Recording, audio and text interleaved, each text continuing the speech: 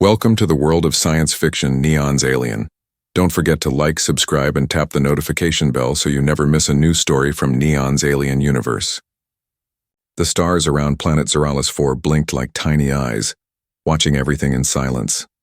It was a strange world, covered in glowing forests, floating lakes, and tall white towers built by aliens who had lived there for thousands of years. The air smelled sweet. The sky changed colors every hour, and the planet's moons were always near, like soft lamps in the sky. A small medical ship landed near one of the research towers. From it stepped a young human named Jace Marin. Jace was a field medic recently assigned to help with alien biology studies. He had short dark hair, calm brown eyes, and a curious mind. He wasn't a soldier, not a scientist either, but someone who helped others in dangerous places. This was his first mission on an alien planet. He smiled as he looked up at the tall, glowing trees nearby.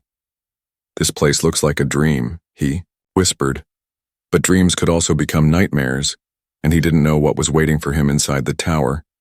Inside the medical station, everything was clean and silent. The walls glowed blue, machines hummed, strange alien symbols danced across the walls. Jace walked carefully, holding his medical bag. A tall alien male with blue-gray skin and 4 arms greeted him. "Human medic. Welcome. You are late," the alien said with a slow, cold voice. "Sorry," Jace replied politely. "Took longer to pass through the atmosphere. I'm here to assist." The alien nodded once and pointed to a door. "Go to room 4B. Your assigned partner is there." Jace walked through the hallway, boots clicking softly on the glassy floor. As he reached room 4B, the door slid open silently. Inside, he saw her, an alien girl sitting at the edge of a low bed staring at a screen. She had soft purple skin, long silver-white hair, and large violet eyes that shimmered like stars. She wore a light gray suit with silver patterns on it. She looked young, maybe the alien version of 20. When she noticed him, her body stiffened. Hey," Jace said, smiling nervously. "I'm Jace. I guess I'm your new partner." She didn't answer. She just stared. Then, after a long moment, she nodded slowly and said, "I am Shari." Her voice was soft and musical, but her eyes stayed focused on his face, like she was unsure of something. For the next hour, they reviewed files and did basic tasks together. Jace noticed that Shari kept her distance. She moved carefully, never too close to him. Her hands trembled slightly whenever he passed her tools. Was she shy or scared? He decided not to ask yet. But then something unexpected happened. While organizing a tray of tools, Shari accidentally dropped a sharp vial. It rolled toward the floor. Jace moved fast to catch it, and his hand touched hers. The reaction was instant. Shari gasped loudly and jumped back like she was burned. Her skin shivered, changing color slightly, turning deeper purple with glowing blue lines running across her arms. A strange, wet slurping sound came from her chest area, like someone sucking air through a straw. Jace stepped back, shocked. "Whoa, are you okay?" Shari stared at him, breathing fast, her eyes wide with panic. She didn't answer. Instead, she turned and ran from the room. Jace stood there, confused and shaken. "What the hell just happened?" he whispered. A moment later, a small alien drone floated in through the door. It dropped a folded message on the table. Jace picked it up. The message said, "Human, avoid direct contact. That female is going through a dangerous phase. Her biology reacts strongly to humans. Do not be alone with her again. This is not your fault." Dr. Vallon, senior biologist. Jace sat down slowly, the message still in his hand. A chill ran down his spine. "What kind of phase?" he whispered. "What did I just trigger?" Outside the window, the trees of Zeralis 4 waved in the glowing wind, and somewhere in the tower, Shari sat alone in the shadows, her hands over her chest, whispering one word again and again. "Not yet. Not now. Not again." The lights inside the research tower dimmed as evening fell on Zeralis 4. Jace Marin sat alone in the medical lab, staring at the warning note he had just received. His fingers gripped the paper tightly. The words played again and again in his head. Do not be alone with her again. Her biology reacts strongly to humans. This is not your fault. He looked up at the door Shari had run through hours earlier. He hadn't seen her since. Jace wasn't scared, he was confused. What exactly had he touched? Why did her skin change color? What was that sound her body made? He tapped his wrist console and opened her species profile. Species, Zenyari femina type, humanoid stage, adolescent maturation. Status, restricted contact recommended during high reaction phase. Note, special caution with human males, documented chemical response risk. His eyes narrowed. Chemical response? He whispered. What does that mean? Before he could think more, the door opened. A short alien with pale green skin walked in. He wore a translator headset and carried a small vial of dark fluid. Jace recognized him. Yearn, one of the senior interpreters. Yearn walked close and whispered fast. You touched her. Jace blinked. Yeah, but Yearn cut him off. She's in second phase maturity. You triggered it by accident. What even is that? The alien looked around nervously. Her people don't talk about it. It's private. But when they come near humans, something happens. It's like your presence lights a fire inside them. Their biology thinks you're a match. Jace frowned. Like mating? Yearn nodded quickly. Yes, but not the way humans understand it. It's dangerous. She doesn't control it. Jace stood, alarmed. But she was scared, not excited. She ran away. Yearn leaned closer. Because she's trying to resist. She's stronger than most. But the problem is, her body wants something. She's afraid to feel. Jace sat down again, stunned. He thought of the way Shari looked at him. Curious. Afraid. Like something inside her was pulling in two directions. So what do I do? He asked. Yearn looked serious. Don't touch her again. Stay away. Let her calm down. Jace nodded slowly. But deep down, he already knew it wouldn't be that simple.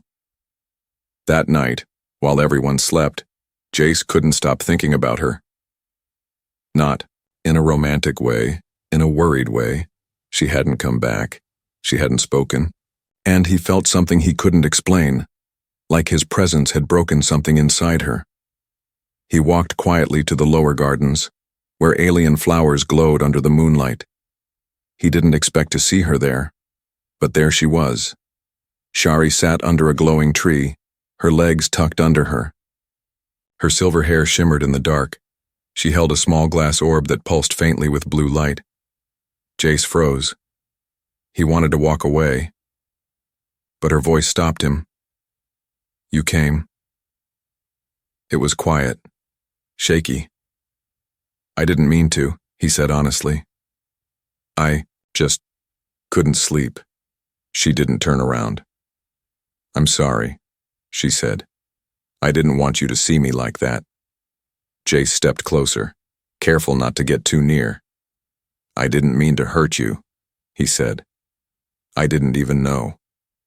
She looked over her shoulder at him, her violet eyes dim like fading stars. It's not your fault, she whispered. It's my body. When I touched your skin, it woke something. Jace sat on a nearby stone bench. I read the file. Something about chemical reaction. But that's not the whole story, is it? Shari shook her head. No.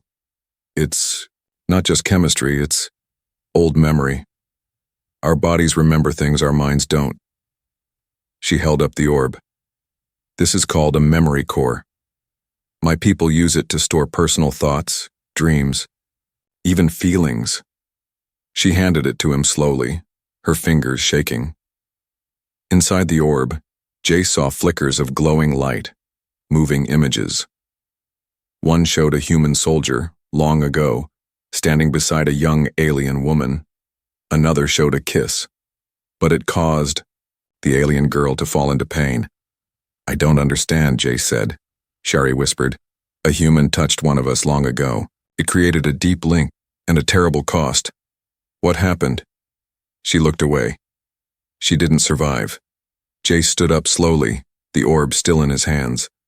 So if I touch you again, something bad could happen? Shari nodded. My heart speeds up. My breath becomes short. And the pull? It hurts. Jace stepped back, giving her space. Then I'll keep my distance, I promise. Shari looked up at him, and for the first time she smiled. But that smile faded fast. From the shadows of the garden, a drone watched them silently, recording every word, sending data back to a hidden figure deep in the tower. The human is bonding. It must be stopped, a cold voice whispered. The next morning, the sky over Zeralis 4 turned soft pink. Giant silver birds flew between glowing trees, and the towers of the alien research base shined in the sunlight. But inside the lab, Jace Marin wasn't thinking about the sky. He was thinking about Shari. The strange orb she gave him, the memory core, still rested in his hands.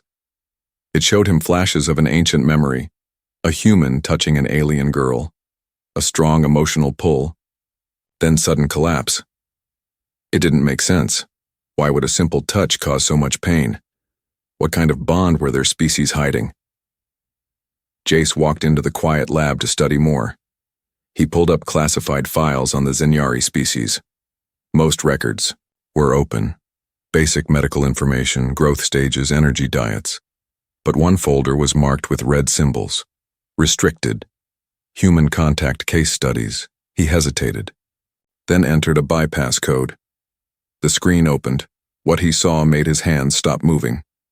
Case number 17. Subject Shari M4. Age, early maturity. Incident, unusual attraction reflex triggered by male-human contact effect, chemical surge, loss of control. Early bond formation sequence started. Result, physical damage avoided. Subject placed under suppression training. Jace leaned back in shock. She's not just curious, he whispered. Her body is trying to bond with me. Just then the door opened. Shari stood there silent. She had changed into soft robes. Today, light blue with silver rings around her arms. Her hair was braided behind her shoulders. You looked into the files, she said quietly. Jace stood up. I had to. You're not just reacting to me, Shari. Your body's trying to complete something. She walked slowly toward him but kept her distance. It's called the first response. My people used to bond with others long ago, mind, body, and soul. But something went wrong. She pointed to the orb he still held.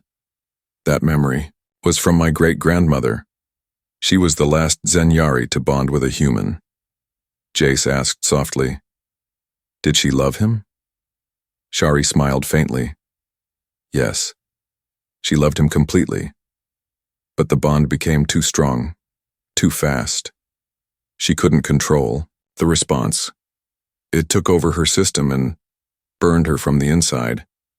Jace felt a lump in his throat. You're afraid the same will happen to you. She nodded. Every Zenyari girl is taught to resist, especially if a human is near. Our instincts don't understand waiting. There was a long silence between them. Then Shari took a slow breath. Yesterday in the garden, the pain stopped for a moment. I think it's because I wanted you to be there. Jace looked at her, surprised. You mean it wasn't just instinct? Shari's eyes met his. That's what I'm trying to find out. They sat down across from each other. No touching, just words. She explained that their kind once believed bonding with a human brought power, healing, even long life. But over time, that belief turned to fear. Too many Zenyari had suffered from uncontrolled bonds. Now, any connection between human and Zenyari was treated like a forbidden act. Suddenly, the lights in the lab flickered. The air grew cold. A voice came from the speaker. Jace Marin, report to Containment Chamber 6. There's been a breach. He looked at Shari. I have to go. She nodded. Be careful. Jace rushed to Chamber 6. When he entered, he found a glass cell shattered.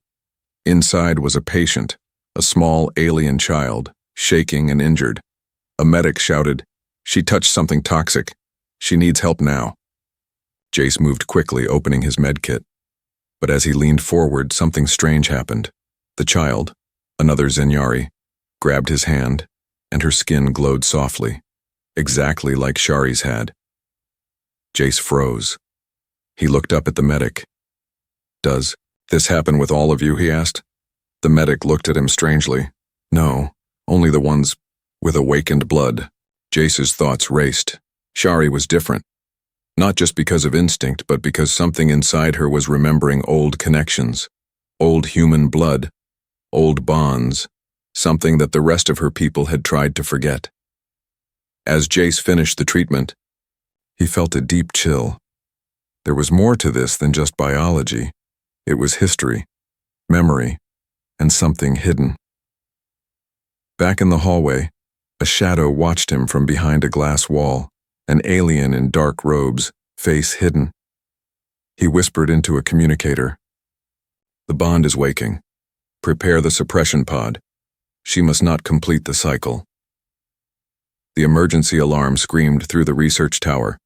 Red lights flashed across the ceiling. Metal doors slid shut with loud bangs. Scientists and staff ran through the halls shouting in 3 different alien languages. In the middle of the panic, Jace Marin stood frozen at the top of the stairs. The alert wasn't just about a power problem, or a storm. It was about her. "Subject Shari M4. Bioenergy levels unstable. Containment required." The robotic voice repeated it again and again. Jace ran. He pushed past 2 guards, shouting, "I'm her assigned medical partner." One of the guards grabbed his shoulder. "She's losing control. You can't go in." Jace shoved him off and kept moving. He had to see her, had to help her.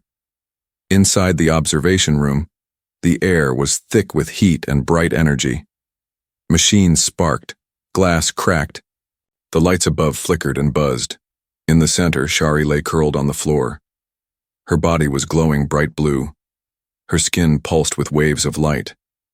Small slurping sounds echoed from her chest. Louder now, almost like sucking wind through broken pipes. Her breath was sharp, fast. Her eyes were open but unfocused. She was changing. A medical tech shouted, "We need suppression gel now," but Jace pushed past them all and stepped into the chamber. "Jace, no!" one of the alien doctors yelled. "She'll drag you in with her." Jace didn't listen. He knelt beside her, careful not to touch her yet. "Shari," he said softly, "it's me." Her eyes locked on him, and for 1 second they turned pure gold. "Jace," she whispered, trembling. "It's happening again. I can't stop it." He reached for her hand, then stopped just inches away. "I won't touch you unless you want me to. But I won't leave." Tears slipped from her glowing eyes. "My body, it's burning. My instincts want to bond, but my mind..." She cried out in pain, gripping her chest. "My mind says no." Suddenly her back arched. A wave of glowing mist shot out of her skin, hitting the walls. The machines sparked and died. The alarms fell silent. Jace leaned in, heart pounding. "I know you're scared, I am too, but we can face this together. You don't have to fight alone." Her lips moved weakly. "If I bond now, you might break." He nodded. "Then let's not bond. Just breathe." He placed his hand slowly on the ground beside her, not touching her, but letting her feel his presence. Not pressure, not instinct, just choice. Her glowing skin began to fade, the light softening. The sound inside her body quieted. Her breathing slowed, and her voice returned, barely a whisper, "Thank you." Outside the chamber, the guards lowered their weapons. A lead researcher watched the screen and whispered. He stopped it. "Without touch, that shouldn't be possible." But another voice in the shadows growled, "Then she's already too far gone. She's choosing him." The figure stepped away. Dark orders were being prepared. Later, in the medical recovery room, Shari lay resting. Jace sat beside her, watching her chest rise and fall slowly. She looked peaceful now. Her body had cooled. Her skin was back to soft lavender. The glow was gone, but the truth was clear. Her bond with Jace wasn't just biology anymore. It was becoming emotional. When she opened her eyes, she gave a small smile. "I didn't hurt you," she said softly.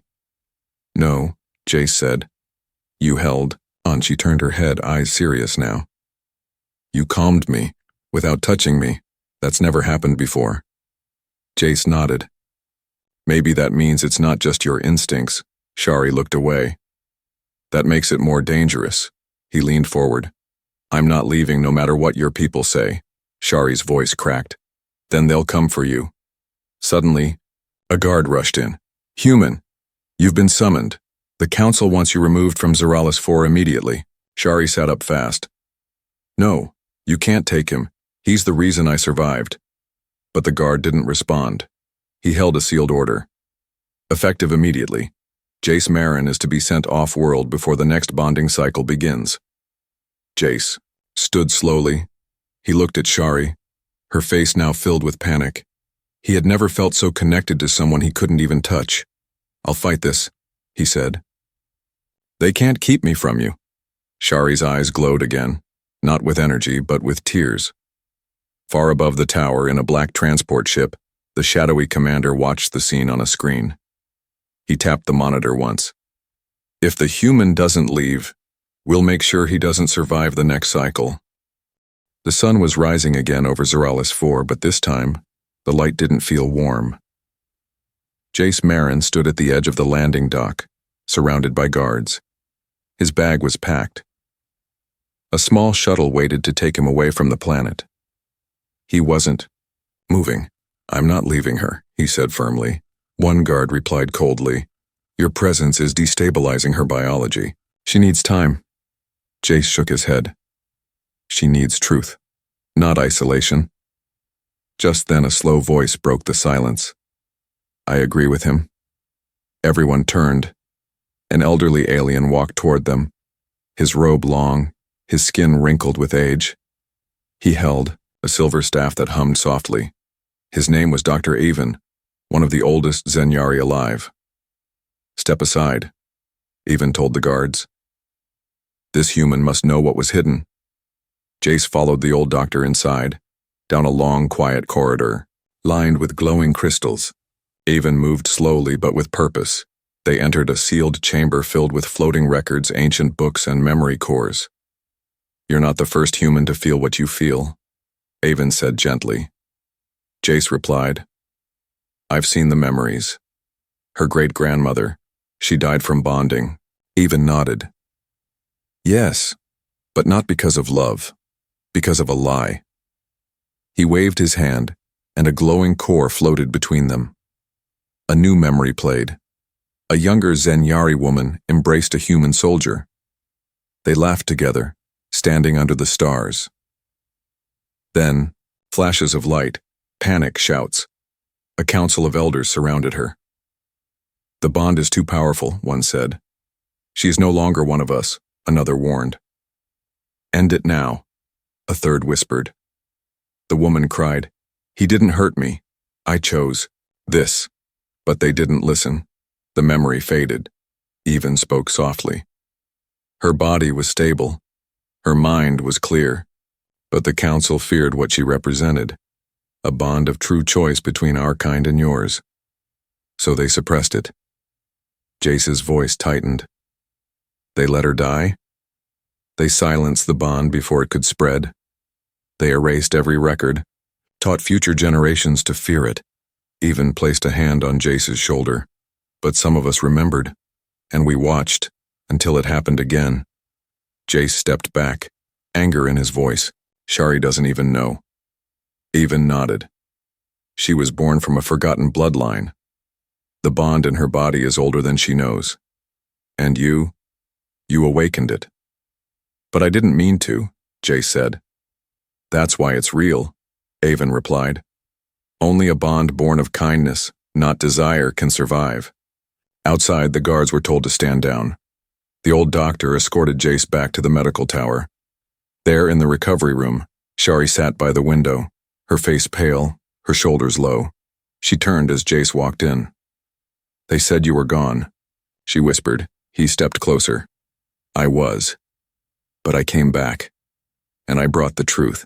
Together they sat as Avon told her everything, the forbidden memory, the old lie, and her true bloodline. Shari held her head, overwhelmed. "So I'm not broken?" "No," Avon said gently. "You are the key. The first to awaken the bond in generations." Shari looked at Jace. "I thought my feelings were just a mistake, just instinct," he replied, voice quiet. "They're real. That's what makes them dangerous." Suddenly, the lights in the tower flickered. A transmission played on the wall screen. A hooded alien figure appeared, voice dark and hollow. "The human has corrupted her. If he is not removed, both will fall. Prepare the purge." Shari stood, trembling. "They're coming for us." Jace's hands curled into fists. "Let them come." But Avon turned, his voice firm. "No. You, too, must leave this place. There's a ship hidden beneath the south wing. Take it. Run.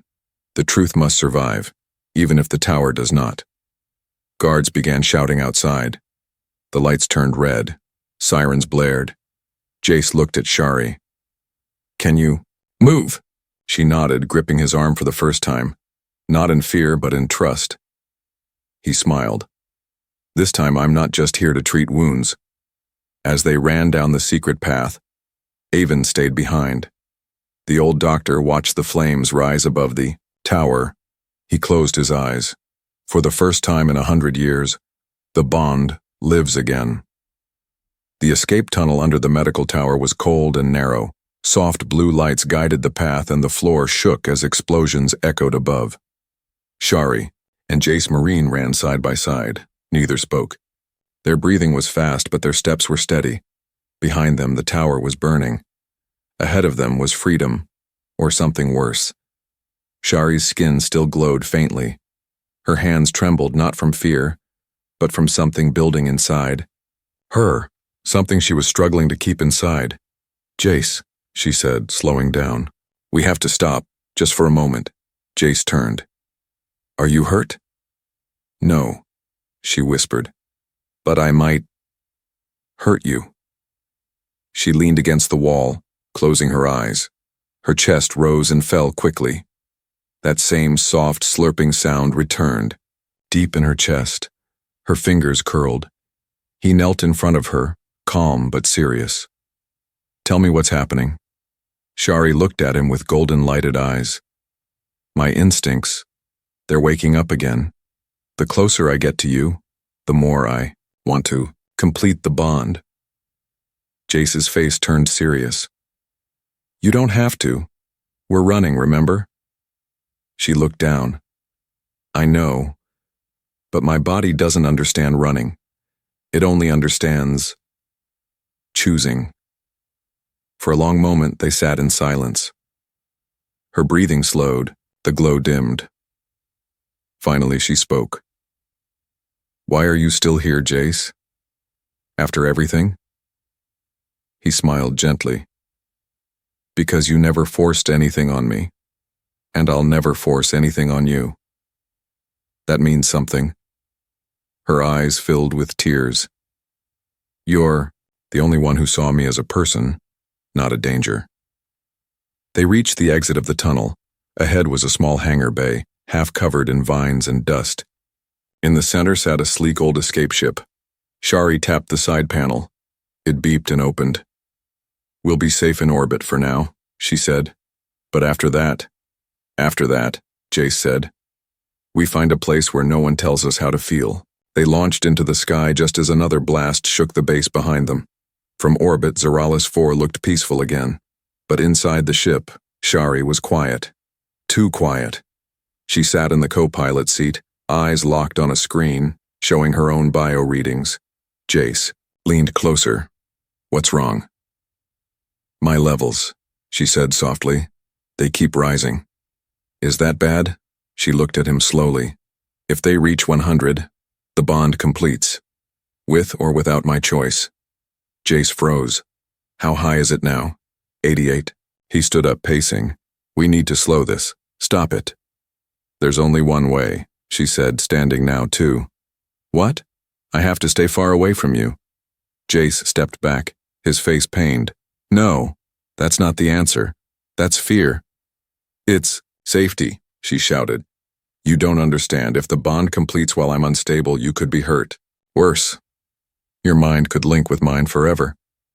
No way out. Jace's voice rose too. And if I choose that? Shari stared at him. You would choose pain. I would choose you. Not the bond, not the instinct, just you. She reached for his hand but stopped herself. You always stop just before touching me, she whispered, because I want it to mean something when I finally do. Shari's hands were glowing now. The bond was too strong to hide. She backed away. Then leave, she said, tears running down her face. Go to the back room. Stay until I stabilize. He didn't move. Please, Jace, she begged. Don't make me lose you. He turned slowly and walked out. Inside the private room, Jace sat on the floor, breathing slowly. He closed his eyes and remembered her laugh, her voice, her strength. He wasn't afraid of bonding. He was afraid of losing the choice. That made him human. Meanwhile, Shari sat on the bridge, hugging her knees. The number on her screen ticked up again. 88.89, 89.3, 90.1. She squeezed her eyes shut. Please, she whispered. Let it stop. Let me choose him, not be forced. Outside the ship in deep orbit, a rebel cruiser approached. Inside, the commander smiled. They've left the tower. She's in mid-cycle. If we strike now, her instincts will betray her. A weapon powered up, targeting their ship. If the human dies before the bond completes, then she'll collapse, the commander whispered. Let's see if love survives instinct. Deep in orbit above the glowing world of Zeralis 4, the small escape ship drifted quietly, like a seed lost in space. Inside, Shari sat alone on the flight deck, knees pulled to her chest. Her soft lavender skin glowed faintly, and her violet eyes stayed fixed on the screen. 92.4, 93.7, 94.9. The bond surge was rising fast. Her breathing became shaky. Her chest made that strange slurping sound again, louder now, sharper, more painful. It's too much, she whispered. It's trying to finish without my permission. In the back room, Jace Marin paced quietly. He could feel the tension in the air. His mind wasn't linked to hers, but his heart was. She was struggling, alone, and it broke him. He touched the wall between them. I'm here. You don't have to fight it anymore. Not alone. But he didn't step through, because choice was everything.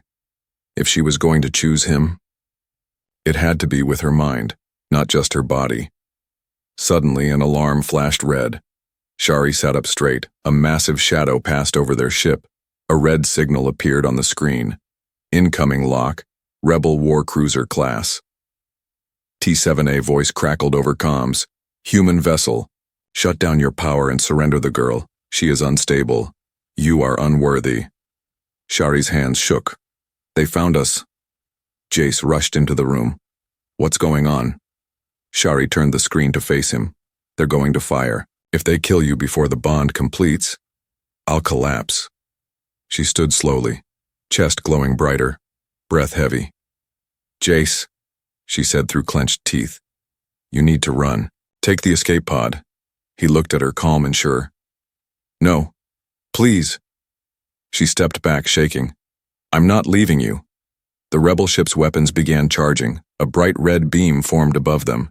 Shari fell to her knees, gripping her head. 95.6, 96.2, 97.4. Her body trembled as the bond surged beyond her control. Jace, she cried. If it completes like this, you'll be caught in it. You'll lose your mind. He knelt in front of her and took her hands. Not careful this. Time. Not distant, just real. Their skin touched, and everything stopped. The glow exploded around them, but it wasn't pain. It was warmth. Calm. The ship's lights faded into gold. Shari opened her eyes and gasped. "You're not burning?" "No," Jace whispered. "Because I choose you, I'm not afraid." The bond didn't force him. It flowed between them like light, like memory, like love. Back on the rebel cruiser, the commander watched in horror. The bond, it's stabilizing? One soldier turned. He accepted it willingly. "That's not supposed to happen," the commander hissed. "Fire now." The red beam shot toward them, but just before impact, Shari stood tall, lifting her hand. A wall of gold light burst from the ship. The blast hit it, and vanished.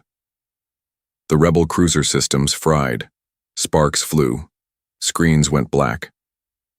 Inside the command bridge, silence fell. "They completed the bond," someone whispered. "We can't stop them anymore." Back in the ship, Shari dropped to her knees, exhausted but alive. Jace caught her gently. "It's done," she breathed. "And it didn't control us," he smiled, "because we didn't let it." A few days later, far from Zoralis, they landed on a quiet moon. A small outpost welcomed them with open arms. News of what happened spread fast.